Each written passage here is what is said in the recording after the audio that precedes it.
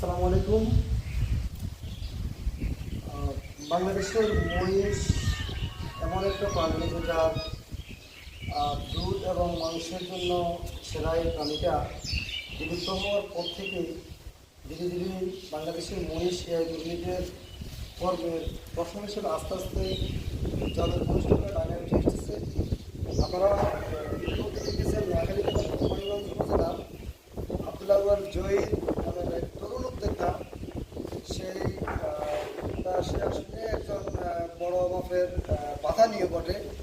তার জাহাজের এবং স্বর্ণদ্বীপে অনেক মহিষ গরু এবং বেড়া রয়েছে।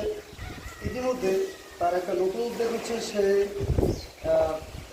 বাংলাদেশের যে মুর্রা জাতের মহিষগুলো, যেটা দুধ এবং মাংস দুটোই বেশি দিয়ে প্রাণী আমিষের চাহিদা পূরণ করে থাকে, এই মহিষগুলোকে খামারে এনে পালন করার জন্য আসলে যে যতটুকু কারিকুলামের দরকার সবগুলো সে নিজের মধ্যেই তৈরি করে ফেলেছে।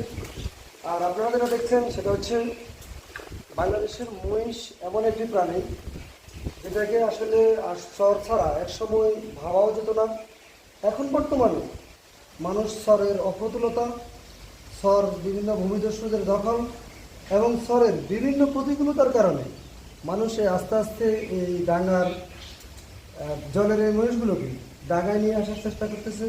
তার ভিতরেই আমাদের আব্দুল্লাহ জহির সাহেব অনেক অন্যতম। সে আপনারা দেখতে পাচ্ছেন সেই অনেকগুলো মহিষ এখন ঘরে পালন করার জন্য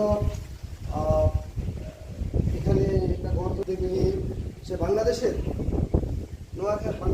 নোয়াখালী জেলার অন্যান্য মানুষের জন্য সে একজন আদর্শ আইডল হতে পারে। তার এই উদ্যোগকে, এই নতুন উদ্যোগ, তরুণ উদ্যোক্তার উদ্যোগকে আমরা সাধুবাদ জানাই। আর আমরা তাকে আমাদের পক্ষ থেকে যতটুকু সাপোর্টের দরকার ইনশাল্লাহ আমরা তাকে প্রদান করব ইনশাল্লাহ।